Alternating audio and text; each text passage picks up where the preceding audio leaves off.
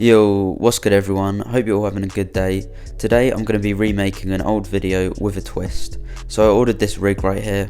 I did a bit of research and found out it's basically a stop motion rig just with a magnifying glass, and it was the cheapest I could find on Amazon. Anyway, as I've never really used something like this before, I thought I'd test it out by doing a Spiderman 2-minute, 10-minute, 1 hour stop motion challenge, just to try and pick up the basics of using this as quick as possible.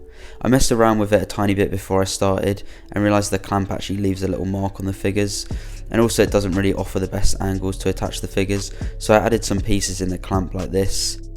It makes it a little bit easier to attach the minifigures without damaging them. Now, let's get into Stop Motion Studios and begin.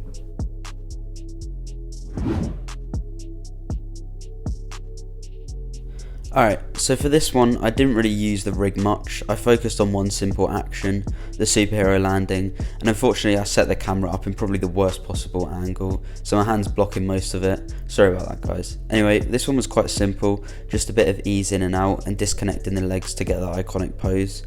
Here's the result.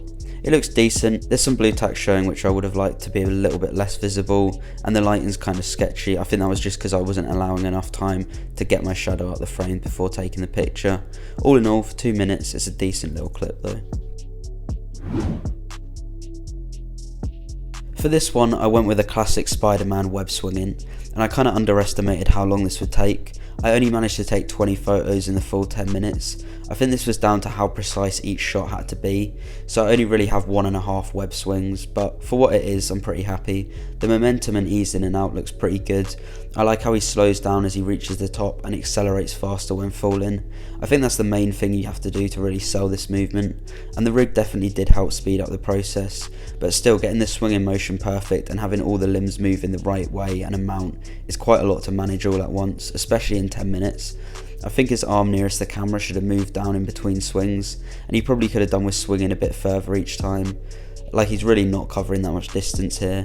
So yeah, I'll probably do a bit more work on this before I start my No Way Home video, but still, not the worst for a first try.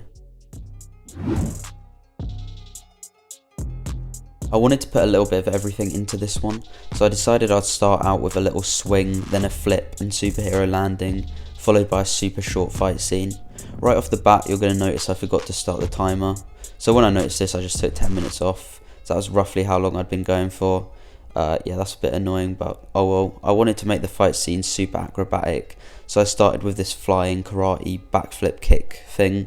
First time I wasn't quite happy with it, so I restarted that and lost a bit of time there. Notice how somehow I managed to pause the timer again. Yep, my bad. I deducted another 10 minutes for that because my fault again, I'm stupid. After that, I went for this finisher move where Spidey basically chucks a guy over his head, and let's be real, probably paralyzes him, but it looks sick, so who cares. Before I show you guys the finished clip though, I'm going to ask you to smash the like button real quick. It really does mean a ton, and it does help me out with these videos. Without further ado though, here's the final clip. I gotta say, I'm really digging the swing flip thing I did at the start. I think that looks super cool. The ninja kick though, I kind of messed up the landing, and in order to try and fix it, I cut out a few frames to try and make it feel a bit more fluid. This meant that the bad guy kind of jumps up, as I had to cut some of the frames where he was like easing back up, and it still looks a tiny bit janky even then. For the final move, I think it looks pretty good. Overall, it's an alright little clip. However, I probably would reshoot that ninja kick bit again if this was for like a proper video. The part that I was really focusing on though was the swinging and the flip, so I'd consider this a success overall, as I'm really happy with that bit. As for the rig, do you need one? Honestly, no, Lego works fine, especially for movement just off the ground. I'd probably say Lego pieces are easier to use for that. However, when it comes to figures flying and swinging, stuff like that, this rig definitely does help. It speeds up the process a lot, and you don't have to stack like hundreds of Lego pieces. So yeah, if you've got the money, I'd say go ahead and pick this up. I got this one for £8, so I'd say it was definitely worth that. But yeah, if not, Lego works just fine. It just takes a little bit longer and is slightly harder to get all the dynamic poses. Thanks for watching guys, and I'll see you in the next video. Peace.